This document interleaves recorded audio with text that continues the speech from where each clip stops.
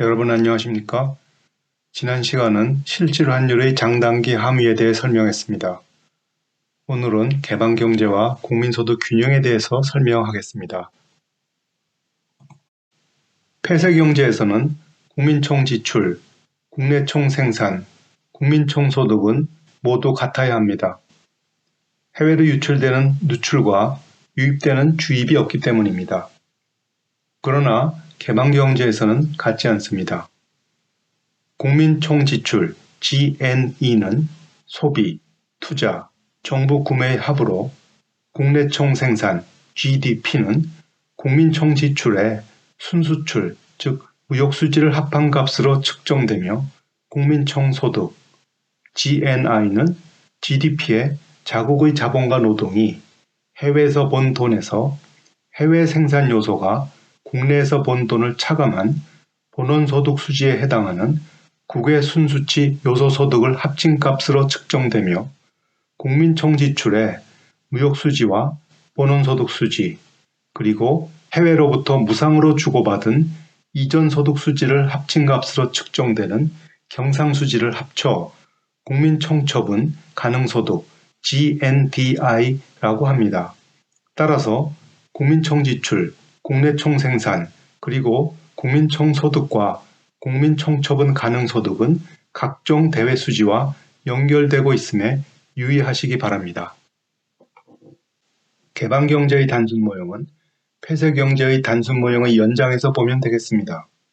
차이는 개방경제에서는 순수출이 추가되며 순수출은 실질 환율, 국내 가처분 소득, 그리고 해외 가처분 소득에 의존하며 실질 환율이 상승할 때 증가하고 국내 가처분 소득이 증가할 때 감소하고 해외 가처분 소득이 증가할 때 증가합니다.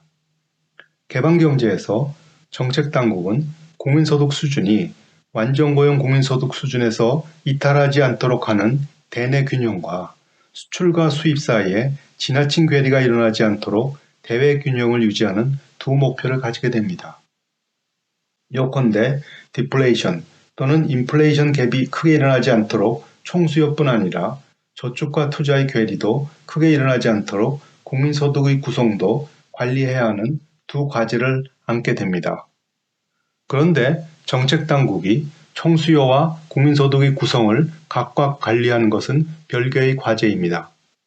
완전고용 국민소득 수준을 달성할 때 완전고용도 함께 달성하는 것과는 다릅니다. 팀보건의 법칙은 N개의 정책 목표를 달성하기 위해서는 N개의 독립적인 정책 수단이 필요한 것을 말합니다. ISLM 모형에서 보았듯이 완전 고용을 달성하기 위해서는 통화정책과 재정정책의 다양한 조합이 가능합니다. 즉, 이 경우 두 정책은 독립적이 아닌 거죠. 대내외 균형이라는 두 정책 목표를 달성하기 위해서는 대내 균형을 위한 지출 조정 정책과 대외 균형을 위한 지출 전환 정책이 필요합니다. 즉, 재정 통화 정책이 총수요를, 환율 조정에 따른 지출 전환 정책은 대외 균형을 타겟팅하게 됩니다. 책에서는 소규모 개방 경제를 가정했습니다만 여기서는 이국 모형을 생각해 보기로 하겠습니다. 이국 모형은 연습 문제 7번에서 묻고 있습니다. 이국 모형에서는 자국 수출은 교역상대국 수입이며 자국 수입은 교역상대국 수출입니다. 따라서 자국 수출은 교역상대국 수입 수요에 의존하며 교역상대국 수출은 자국의 수입 수요에 의존합니다. 자국 소득의 균형식으로부터 구한 DY/DYF는 교역상대국 소득의 증가가 무역을 통해 자국의 소득에 미치는 소득의 증가분을 표시하며 교역상대국 소득의 균형식으로부터 구한 DYF/DY는 자국 소득의 증가가 무역을 통해 교역상대국 소득에 미치는 소득의 증가분을 표시합니다. 이 그래프는 수평축을 교역상대국 국민소득 YF로, 수직축을 자국 국민소득 Y로 측정할 때 자국 국민소득 균형의식을 II 곡선으로 교역상대국 균형의식을 IFIF로 나타낸 것입니다. IFIF 곡선의 기울기가 II 곡선의 기울기보다 큰 것은 앞 슬라이드에서 확인할 수 있습니다. 두 선이 만나는 점에서 균형이 일어납니다. 한편 자국이 소국 개방 경제라면 IF 곡선의 기울기는 수직이 되겠습니다. 자국의 독립적 지출이 증가할 때 자국 국민소득의 균형식으로부터 자국소득은 당초 독립적 지출 증가에 따른 승수효과와 교역상대국에 대한 수출 증가에 따른 반영효과로 증가하게 됩니다. 반영효과는 다음과 같이 설명됩니다. 자국 소득 증가에 따른 교역상대국으로부터의 수입 증가, 즉 교역상대국 수출 증가는 교역상대국 소득도 함께 증가하는 견인 효과를 일어나게 하는데, 이 견인 효과에 따른 교역상대국 소득 증가가 자국으로부터의 수입 증가를 유발합니다.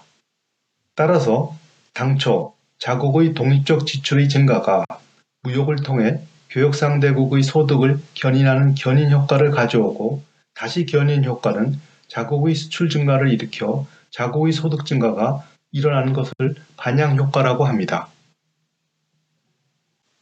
견인 효과와 반영 효과는 그림표를 통해 음미할 수 있습니다. 우선 자국 독립적 지출의 증가는 II 곡선을 승수값만큼 상방이동합니다. I' 곡선이 그것입니다. AB의 길이가 소국경제의 승수효과에 해당합니다. 그런데 균형은 A에서 B가 아닌 새로운 자국의 소득균형 곡선이 교역상대국 소득균형 곡선과 만나는 E에서 일어나는데, CE가 견인효과를, BC가 반영효과를 각각 나타냅니다. 양국이 윈윈하는 상황인 거죠. 양국 소득이 얼마나 증가했는지는 여러분이 직접 계산해 보시기 바랍니다.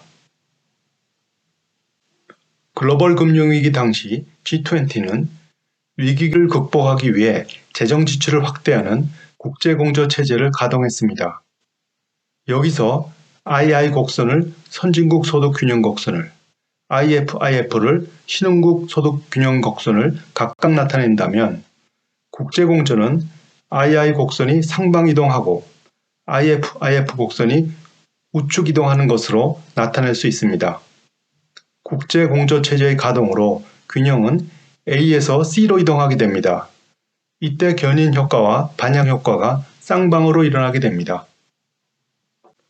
한편 이 그림표는 자국이 환율 절하 또는 수입품에 대한 관세 부과 등의 수단을 통해서 지출 전환 정책을 수행했을 때의 균형을 보여줍니다.